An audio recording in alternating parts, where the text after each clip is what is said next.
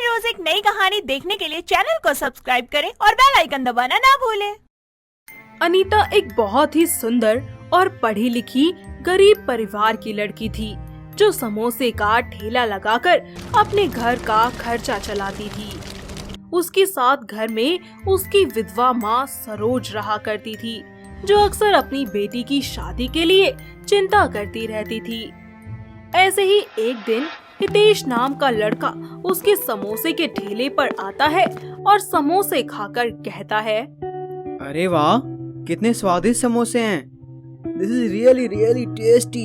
Thanks for this compliment. अरे तुम English भी बोल लेती हो? Yes, I can speak in English. But तुम्हें देखकर लगता नहीं। क्यों सर, गरीब लोग इंग्लिश नहीं बोल सकते? लेकिन जब तुम्हें आता है इतना सब, तो तुम समोसे का काम क्यों करती हो? सर, मजबूरी है। मैं अपनी माँ को अकेला नहीं छोड़ सकती, इसीलिए मैं ये काम करती हूँ। मुझसे दोस्ती करोगी? सोचूंगी। ओ कम ऑन यार, बहुत अच्छी कंपनी दूंगा। By the way, my self Hitesh. और तुम्हारा?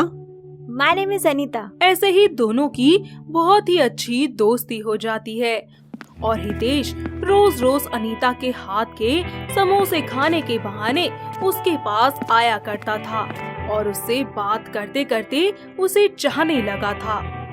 ऐसे ही एक दिन हितेश उसे अपने दिल की बात बताने के लिए पार्क में बुलाता है। हितेश, अब तुम बता भी दो, आखिर क्या बात है? क्यों लाए हो मुझे यहाँ? वो अनीता, मैं तुमको बहुत दिनों से चाहने लगा हूँ और तुमसे बहुत प्यार करता हूँ। ये क्या कह रहे हैं आप? ये नामुमकिन है। क्या नामुमकिन है? हितेश, आप एक पढ़े लिखे अमीर वेल सेटल्ड हैं और मैं एक गरीब सी लड़की। आप मुझसे प्यार क्यों करेंगे भला? अनीता, मैं अमीर गरीब का फर्क नहीं करता। प्यार दिल से होता है, अमीर गरीब देखकर नहीं। पर हितेश। परवर कुछ नहीं, अब दिल पर हाथ रखकर बताओ, क्या तुम मुझसे प्यार करती हो कि नहीं? I love you हितेश, मैं भी आपसे बहुत प्यार करती हूँ। I love you too Anita. मैं जानता था कि तुम भी मुझसे बहुत प्यार करती हो। देखना, अब मैं तुम्हें लाइफ की सारी खुशियाँ दूंगा। सच हितेश? ऐसे ही कुछ दिनों बाद अनीता की माँ ज्यादातर बीमार होने की वजह से चल बसी और इससे अनीता ने रो रो कर अपना बुरा हाल बना लिया था। हितेश अनीता को ऐसे नहीं देख पाता था और जल्द से जल्द अनीता से शादी करने का फैसला लेकर उससे कोर्ट मैरिज कर लेता है और अपनी पत्नी बनाकर उसे अपने साथ अपने घर ले जाता है। वहाँ हितेश की माँ नीलम उसे देखकर बुरा सा मुंह बना लेती है। हितेश बेटा, ये क्या है? तूने इस गरीब लड़की से शादी कर ली और मुझे बताया तक नहीं। देखिए माँ, अनीता अमीर है या गरीब, मुझे इस बात से कोई फर्क नहीं पड़ता। मैं बस इतना जानता हूँ कि अनीता मुझसे और मैं अनीता से बहुत प्यार करते हैं और हम दोनों एक दूसरे के बिना नहीं रह सकते, इसलिए मैंने उससे शादी कर ली है। अब आप भी उसे अपनी बहू के रूप में स्वीकार कर लीजिए। अरे बेटा, इस गरीब और भूखी लड़की को ही बहू बनाना था क्या, जो अपने साथ दहेज में बस हवा ही लेकर आई है? कोई अमीर लड़की होती तो मैं मान भी जाती। माँ, मुझे दहेज नहीं बल्कि प्यार चाहिए जो अनीता मुझे करती है। इतना सुनकर नीलम वहाँ से चली जाती है। ऐसे ही वक्त बीतता जाता है। अनीता घर के सारे काम अच्छे से संभाल लेती है और वो नीलम को खुश रखने की बहुत कोशिश करती है, पर बदले में सिर्फ उसे खरी खोटी बातें ही सुनने को मिलती हैं। ऐसे ही एक दिन नीलम अपनी बहू को बुलाती है और बोलती है, अरे ओ करमजली, मुझे नहाने जाना है, जरा एक बाल्टी पानी गर्म करके तो रख दे। जी माँ जी, अभी करती हूँ। कुछ देर में अनीता गर्म पानी की बाल्टी अपनी सास के बाथरूम में रख देती है। तभी नीलम उस बाल्टी में एक उंगली डालकर देखती है, जिससे उसकी उंगली जल जाती है और उसकी आवाज सुनकर अनीता वहाँ आती है। अरे राम, जला डाला करमजली ने, मुझे मार डालेगी ये। माँ जी, क्या हुआ?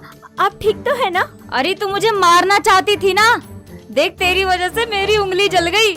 अब देख मैं क्या करती हूँ तेरे साथ।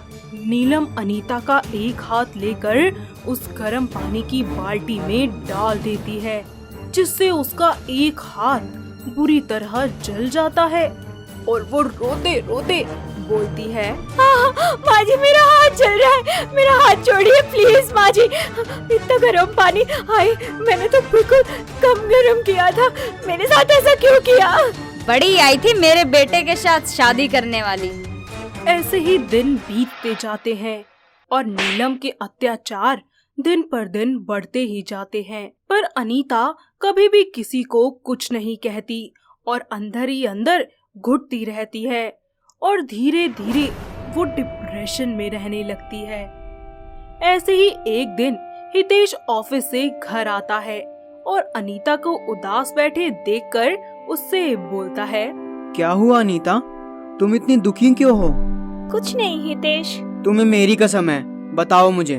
तभी अनीता सारी बात हितेश को बताती है, जिसे सुनकर वो गुस्से से तिलमिलाता हुआ अपनी माँ के पास जाता है। आप समझती क्यों नहीं है माँ, ये आपकी बहू है, प्लीज उसको टॉर्चर करना अब बंद कर दीजिए। अरे तू उस करमजली के लिए अपनी माँ के ऊपर चिल्ला रहा है? चिल्ला नहीं रहा हूँ माँ, मैं आपको समझा रहा हूँ, पर अब लगता है कि आपको समझाने का भी कोई फायदा नहीं है। इसलिए अब मैंने ये फैसला किया है कि मैं और अनीता ये घर छोड़कर हमेशा हमेशा के लिए जा रहे हैं। हितेश अपने कमरे में जाता है और कहता है, अनीता हम दोनों का सामान पैक कर लो, हम ये घर छोड़कर हमेशा के लिए जा रहे हैं। ये आप क्या कह रहे हैं? हम माँ जी को अकेला छोड़कर नहीं जा सकते। हम सच में घर छोड़कर जा रहे हैं, ये मेरा अंतिम फैसला है। आपको जाना है तो जाइए, पर मैं इसी घर में रहूंगी। मैं इस घर में दुल्हन बनकर आई थी और अब अर्थी में ही जाऊंगी। पागल मत बनो अनीता, मेरी माँ तुम्हें कभी भी बहू के रूप में स्वीकार नहीं करेगी। फिर क्यों तुम उनके साथ रहना चाहती हो, उनके अत्याचार सहना चाहती हो ना, बोलो? क्योंकि मैं माँ जी से बहुत प्यार करती हूँ, वो अच्छी हो या बुरी जैसी भी, पर मेरी माँ है। मैं अपनी एक माँ को खो चुकी हूँ और अब दूसरी को नहीं खोना चाहती। वो चाहे मुझे कितना भी दुख क्यों ना दे ले, पर मैं उनसे कभी दूर नहीं जाऊंगी। मैं उनको उतना ही प्यार दूंगी वो जितना मुझे तकलीफ देना चाहेंगी। कमरे के बाहर खड़ी नीलम ये सारी बातें सुन लेती है और उसकी आंखें आंसुओं से भर जाती है। वो कमरे में जाती है और अनीता को अपने गले लगा लेती है और बोलती है, बहू मुझे माफ कर दे बेटा, मैंने तेरे साथ बहुत गलत किया। तुझे कभी बहू की नजर से नहीं देखा और तुझ पे बहुत जुल्म किया। तू हीरा है बेटा, हीरा। मैंने तेरे गुणों को नहीं पहचाना, मुझे माफ कर दे बच्चे। माँ जी ये कैसी बातें कर रही हैं? मैं आपसे बिल्कुल भी नाराज नहीं हूँ, बल्कि मैं तो बहुत खुश हूँ कि अगर मेरी किस्मत से एक माँ का हाथ छूट गया तो दूसरी ने मेरा हाथ पकड़ लिया। अरे वाह, अब यहाँ सास बहू मिल गए तो बेटे को भूल गए। सभी लोग मिलकर जोर से हंसने लगते हैं और इस तरह अनीता को अपने पति के साथ साथ अपनी माँ का प्यार भी मिल जाता है। साथ ही नीलम को भी ये बात समझ आ जाती है कि कभी भी पैसा नहीं बल्कि इंसान के गुण और रिश्तों को जोड़ने की कला उसका सच्चा साथी होता है। फिर जिसके बाद सभी लोग मिलकर खुशी खुशी एक साथ रहने लगते हैं। दोस्तों अगर आपको ये कहानी पसंद आई तो इसे लाइक करें, शेयर करें और कमेंट करके बताएं कि कहानी में आपको सबसे अच्छा क्या लगा।